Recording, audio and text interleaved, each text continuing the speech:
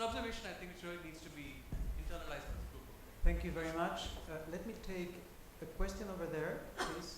Okay. Yes, go ahead. Yeah, thank you very much. I'm Angela Cespedes from World Food Program in Pakistan. I have a comment and question to Dr. Kim.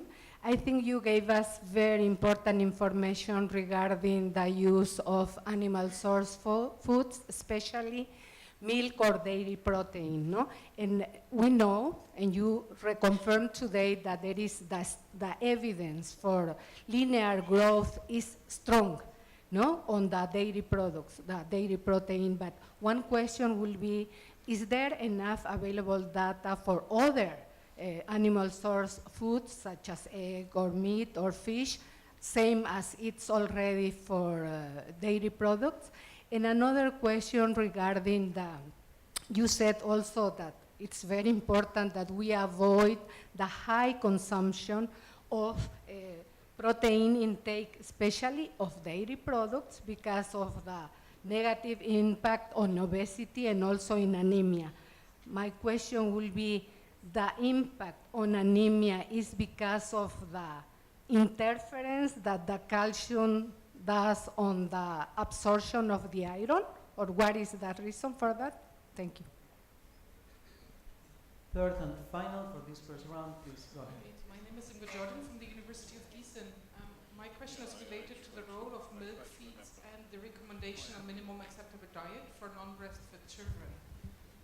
Understanding from the perspective research study of low and high protein milk feeds in the complementary feeding period for non-breastfed children, getting into a risk of obesity in adulthood, I would like a discussion to reflect on the recommendations of these milk feeds in the indicator on minimum acceptable diet, whether we should reflect the recommendation and maybe replace it with more, or differentiate a little bit. Maybe we could use soy milk. I don't know about the current research, but discussing with Professor Koletz-Pugers, he is recommending formula milk, and this is not feasible for low-income countries. I would not go for that. But there we can artificially reduce the protein level. So cow milk might not be the most appropriate culturally acceptable solution. Maybe we find soy milk or other nut milk as a solution. In general, I don't think we should continue that in terms of reducing the risk for obesity. Thank you very much. Thank you very much. Let's hear now from Kim and Franz and Alicia. You take the parts of the questions that you felt were addressed to you. Kim, why don't we hear from you first? Because I think there was huge interest on some of the aspects of your presentation. Yes, and some difficult questions, especially the one on the balance between homemade and fortified foods. We have that discussion the whole time in many European countries.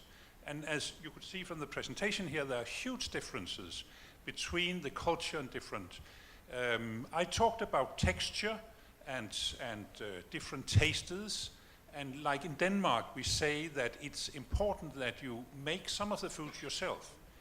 We are not doing research in this which is relevant for low-income countries, but I think the issue you raise is extremely important and something we should discuss. And I have no clear recommendations, but I think homemade food is also important because of texture, tasters, and things like that.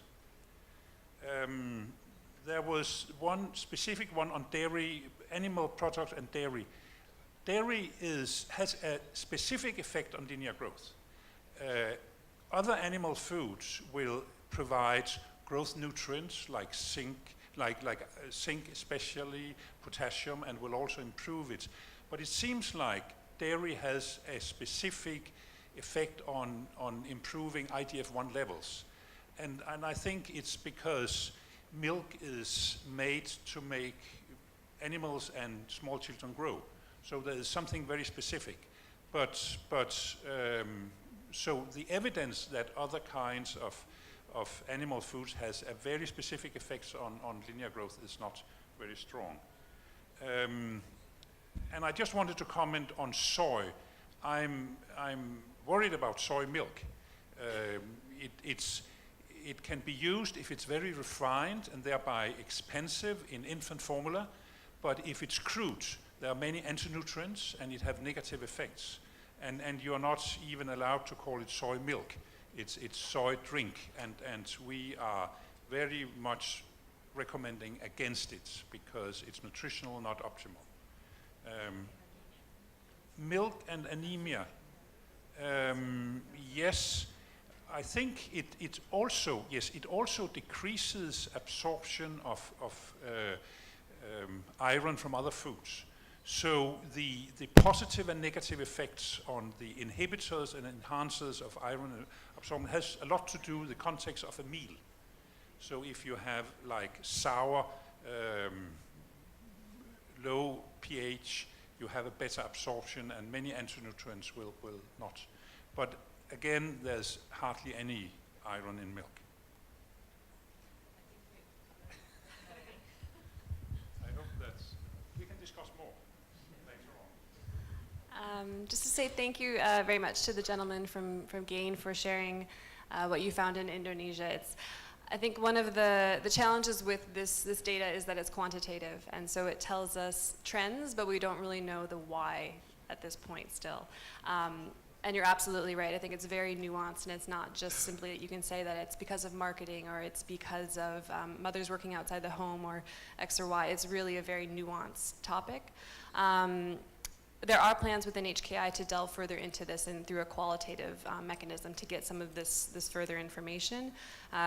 Because yeah, there are different reasons why these products are being used. I've had conversations with our office in Bangladesh where they've talked about how often fathers are feeding these products to their children, and it's almost it's perhaps maybe their only time that they're feeding the child. And to feed a product that a child really likes is very enjoyable for that family member and it creates a special bond with the child. So it's definitely something that requires further investigation. Thank you.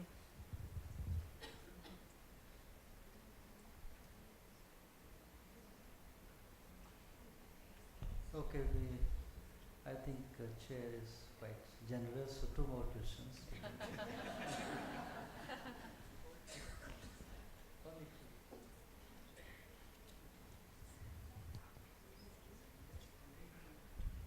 The lady in blue, please introduce yourself, and then we have a lady in black.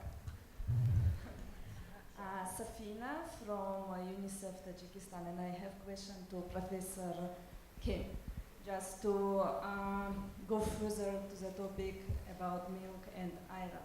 So you said that breast milk has 2% of iron. So then what is the impact it has on exclusive breastfeed infants? Thank you. Right?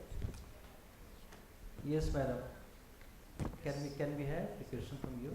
We don't have. Okay, all right. I'm Ramani from FAO Rome. I have a question for Kim and one for Alisa. Kim, I'm interested in the Win Food project when you mentioned about the powdered spiders, because we are very interested in making use of underutilized or animal source foods. But you mentioned, if I understood correct, that spiders plus fish but no MNPs resulted in more anemia. Is that right? Yeah. So I was just wondering, how was the quality of the rest of their diet? So for example, was there enough fruit and vegetable in the diets of these children?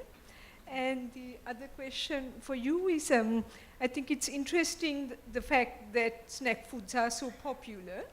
And I'm just wondering, is there a way we can use some of their attractive qualities, so like small quantities, finger foods, convenient foods, but to produce more nutritious snacks foods, and if you know of any studies like that. Thank you. Okay. I think you can respond. Yes, that was many questions again. Milk and iron, it's in breast milk, there's a low content, it's absorbed very well, but the idea is that the child is loaded up with iron when it's born, and it has enough until 6 months. So you have a special problem if you are born preterm, so you didn't get the loading. But therefore, I mean, what your question was, what was that on? More specific.